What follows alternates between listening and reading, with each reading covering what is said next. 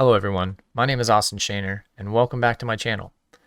Today's video is going to be a little bit different than what we've been doing, so we're going to take a little bit of a break from guitars, and I wanted to talk to you guys about parametric modeling because I can't remember if it was the last episode or the what's next for my channel video, I got in a discussion with one of the viewers about how normally when I'm designing things I kind of go through a figuring it out phase where I just kind of rough in my ideas, figure out how to model it, and then oftentimes, especially when I'm at work, what I'll do is I'll go back once I know exactly what I need to do, then I'll go back and remake the model from scratch in a much more efficient way. So that way it's easier to update in the future for both myself or a coworker or anybody else who might be touching this model. And it's not just useful for necessarily myself or other people, but let's say you're running a small business and you want to offer custom sizes of the same thing, right? And so it can be useful for your customers as well, where I now don't have to necessarily charge a design fee to redesign a model for somebody, where literally I can just go in and change a few variables and all of a sudden I have something that I can make for them. So I wanted to talk about parametric modeling. Now, some of you might be brand new to parametric modeling, and that's okay. We're going to go through the real basics, and also some of you who are already familiar with it, I think there's something in here for you to learn as well. So what is parametric modeling? Well, there's really two definitions of the word. So Fusion 360 is inherently a parametric modeling software. And in that definition of the word, what it means is that I can go back anytime. There's basically a design history. So that means I can go back in time in my design, change a value, and the rest of my design will update to reflect that. But for the purposes of this video, when I say parametric, I mean the parameters feature of Fusion 360. So what that is if I open up the parameters feature, I can then add a user parameter. So I can say new user parameter, give it a name, let's say width, and I want the width of something. I haven't told it how that relates to my model yet, but I can say I want width to be 5 inches, or I could change it to millimeters, or I could use different units like currency, mass, percentages, etc. But in this case, I'm going to say 5 inches, hit OK, and that hasn't changed anything in my model yet. I've just given 5 inches a name. And so then what I can do is go into my sketch and say, well, I want this to be equal to width. So I can just type width. You can see it pops up in the pop-up menu here. Double click it, hit enter, and it's automatically updated to 5 inches. So if I update my design, you can see that this is now updated. So I can also go back to parameters, change this to, let's say, 3 inches. And take it back, and it will automatically update my design in a table format. And this is really, really useful as a one-stop shop, let's say, for all the parameters in my design, where I or somebody like my coworker can just come in, change a few numbers, and update the rest of the design. But what actually makes it more powerful is two different things. One is that you can actually write math and equations in here. So I don't necessarily need to give it a hard number. I could say, let me pull this back up. Let's say I want length to be 10 inches. I could say that I want the width to be length divided by 2, which means that the value is going to be 5. So if I go back in here in my sketch and I change this to length, now, obviously, I would need to update the rest of it.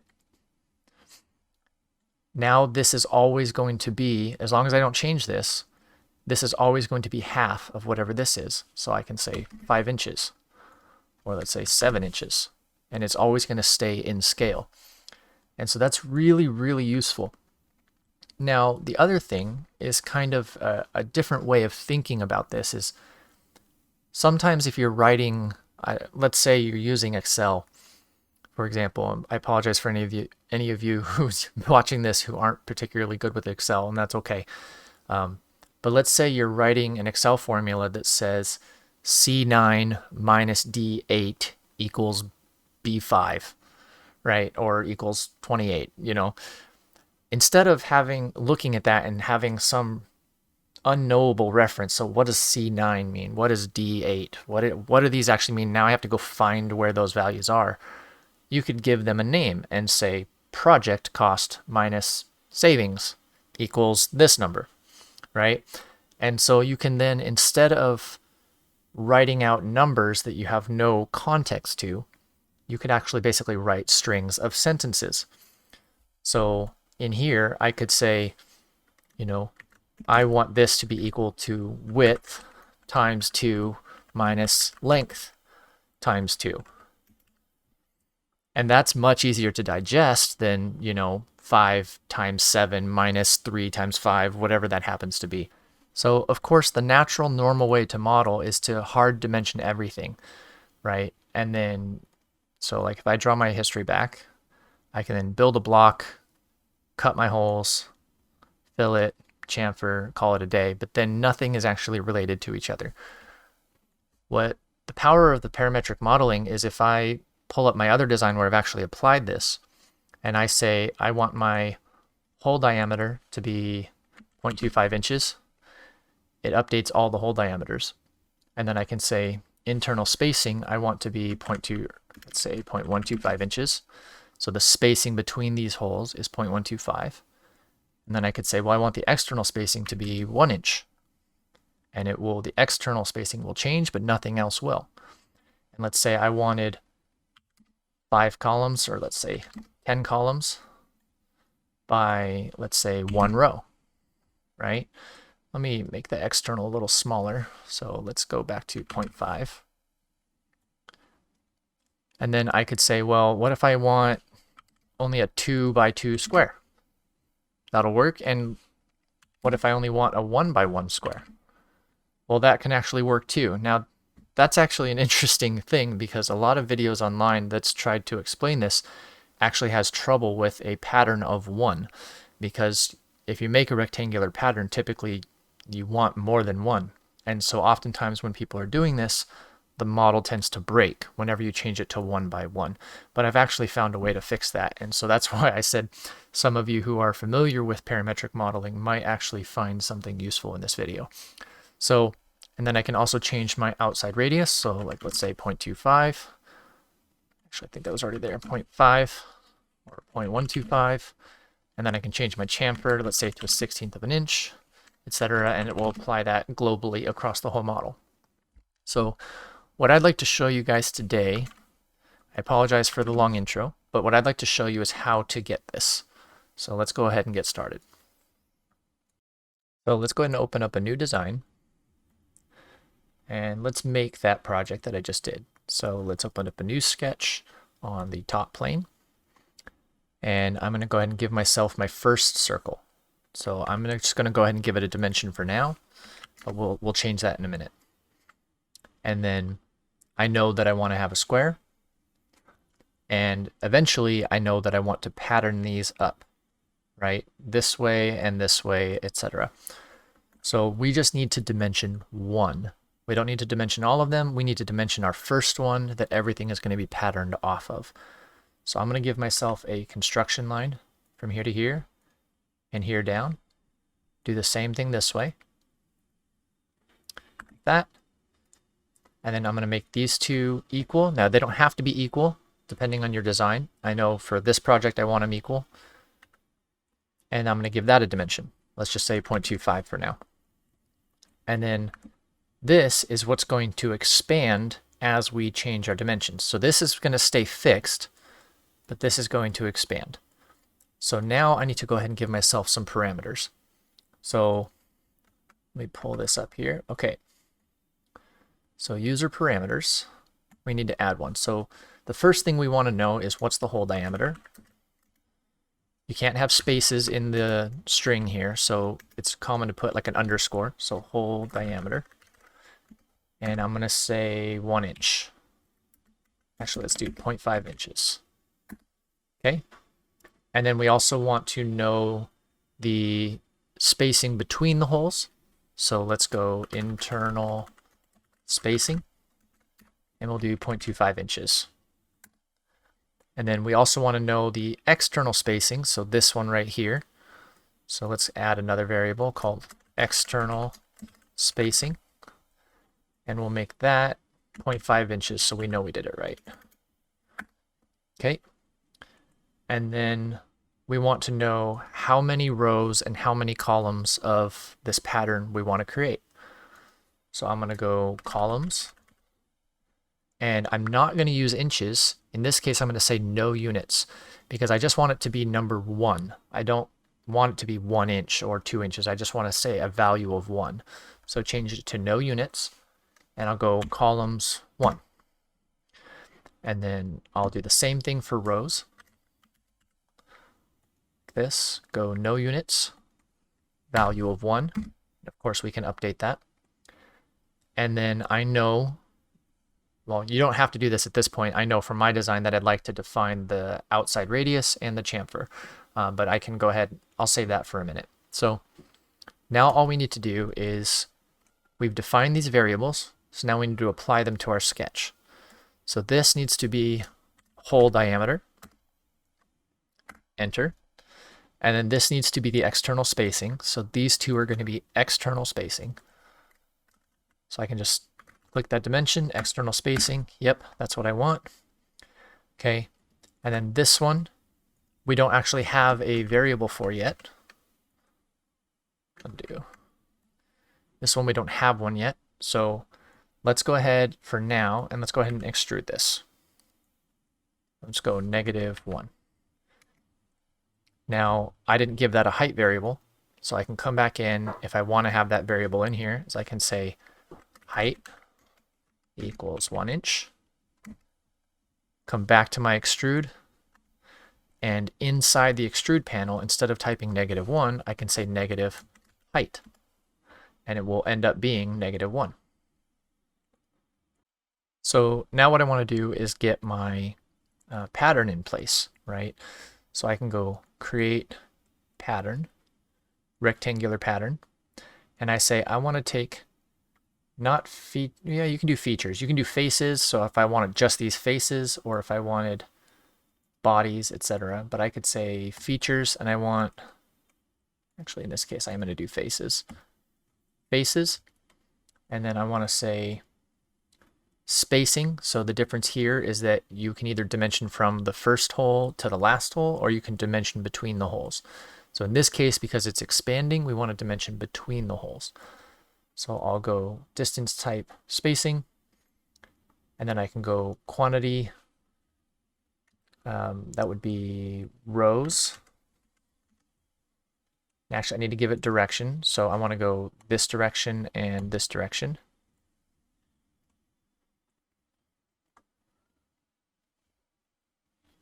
I should have done that from the start. I apologize. And this direction. Okay, I'm going to redo this. I apologize. So let's go create pattern, rectangular pattern, faces here. And then I want to go directions, this direction and this direction. So now I've got one here and one here. And then I can say I want it to be spacing, not extent. And then I can say I want the quantity here to be columns.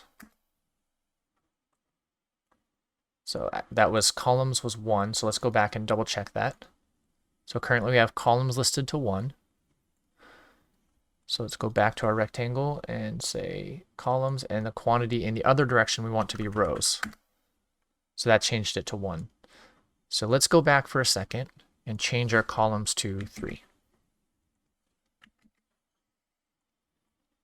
So because I didn't type in a quantity here, but I referenced that to a parametric value, it doesn't matter if the quantity is 1, because the first instance, which is the one you selected, is technically 1. So this isn't 1, 2, 3, it's 1, 2, 3. So that works. So now we just need to know the distance that this needs to be applied to. Now I'm going to go back for a second. Actually, never mind. We can go ahead and do this. So we've already defined the internal spacing and the hole diameter, so this will totally work. So in distance, I can go hole diameter plus internal spacing. So that will give me, if I hit OK, let's check what those values were. We had a hole diameter of 0.5 plus an internal spacing of 0.25. So that should be 0.75 from here to here. So you'd have half an inch and 0.25. Let's go back and then apply the same thing down here. Hole diameter plus internal spacing. Okay, so we're good there. And let's pull up our sketch. Yep, that matches. Or let's show it here. So that's matching, but what's not matching is the length. Let me take this off of perspective view. So now we need to define the length so that way it matches what the pattern is doing, right? So this is where a little bit of math is going to get involved. So we know that we need the length to be whatever our external spacing is plus the number of holes times their hole diameter, right? So if this is 0.5, you would need, and this is 0.5, then it would be 0.5 plus 0.5 plus whatever this is, plus whatever this is, plus whatever this is, etc. So we can write a real simple formula using the variables we've already set. So if I go back to my parameters here, I can now go new user parameter, and let's call this shell y, right? Because it's the outer shell going in the y direction. So that's going to be our rows. So then I can make that in inches. I'm just going to give it 1 for now because it's easier to write out your formula in here. So then we can go, let's see, expression. And now we can write out our formula. So in shell y, we need, so we're going to move left to right. So we're going to go hole diameter. Actually, let's do external spacing times 2. So I'm saying I want this distance and the outside distance here times 2. And I'm going to put those in parentheses so it'll calculate separately. And then I say plus hole diameter. Put that in parentheses as well. Plus hole diameter times the number of columns. Actually, since we're going in y, this would be times the number of rows. So times rows. So that's taking the hole diameter times 3, which is what this will be. And external spacing is 0.5 times 2. And so then, because we have 1 on each side. And so then the last one is we need the internal spacing. So we've added the external spacing and all the holes and their diameters. Now we need to add the gaps between there. So we can go internal spacing times the number of rows. Now that's going to be 1, 2, 3 because we've only got 3 columns or 3 rows. And then what we want to actually do is subtract 1 because for every 3 that you have, let's say there'll be 2, there's always going to be 1 less internal than there is the number of holes that you have. So I can say internal spacing times rows minus internal spacing. So what that does is that says I want 0.25 for internal spacing times 3 minus 0.25. So that way there's always 1 less than there are the number of holes. I can hit OK. And let's go ahead and do the same thing for the x direction. So shell x, I'll give it a dimension of 1 for now. Come in here and go, so we can just copy paste, delete that. I'll put a 1 in there for now. Copy that, paste, and I can say, okay, external spacing times 2, that's still accurate. Hole diameter, but now we're not multiplying by the rows, we're multiplying by the columns. And then we have internal spacing times, instead of rows, we need to change this to columns. Okay. Now let's go ahead and hit OK, and we can come back here to our original sketch and finally dimension these. So I can say I want this to be shell in the Y direction, so shell Y. Okay. And then I want this one to be shell X.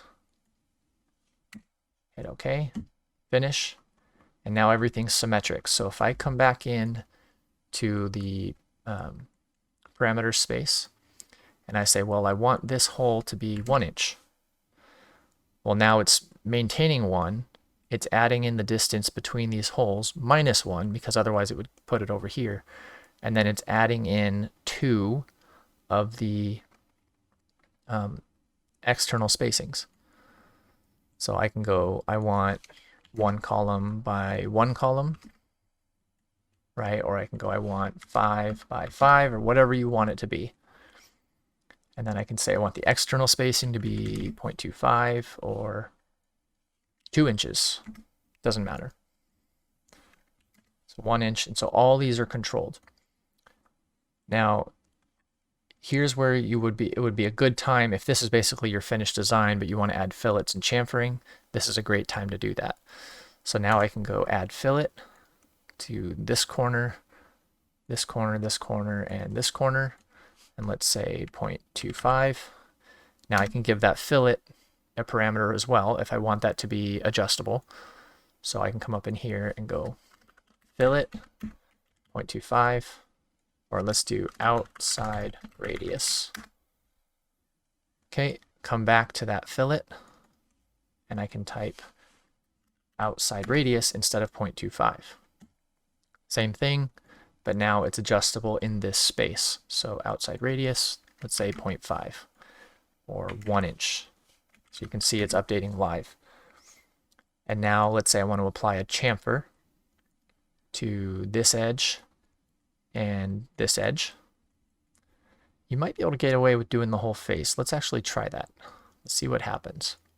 So if I say I want to chamfer this face with 0.0625, let's see what happens when I update the model. So let's go column 1, 5. Yep, it's applying it, which is good. So let's go ahead and hit chamfer, and we can say this face and this face. So we've got a chamfer on both sides, and that's all moving and updating along with the model.